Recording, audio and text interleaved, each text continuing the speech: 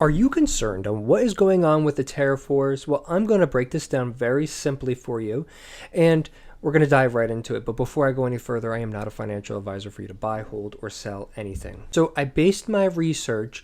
It's about 2.5 pages. This is all in the VIP Discord, but I wanted to show you this nice little chart that I made for everyone. In short, I pretty much made my chart and analysis based off of trade to GDP ratio, right? So how much GDP we have in comparison to how much we are trading with other countries. So the smaller the number, the smaller the percentage, the better. The higher the percentage, the higher the number, not so good for that country. And you can kind of pretty much get a little glance of what's going on here.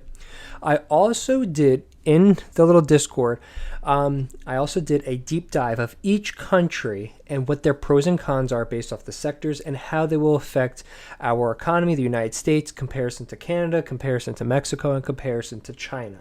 So all that's written in there. But again, you could see here who will win the tariff war.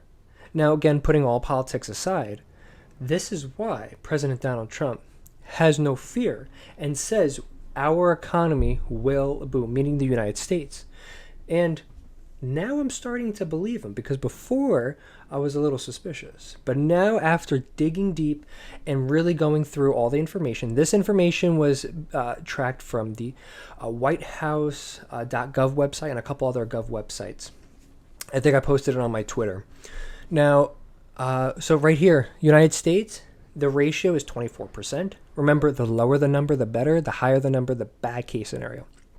Canada is a 67%. Mexico is a 73%. And China is a 37%. So who will win? The United States. Who will be the loser in this? Most definitely Mexico. What is a trade to GDP ratio? It pretty much takes a summation of exports and imports and compares that to the country's GDP. So it gives you a gauge of how much is being sold and bought from that country.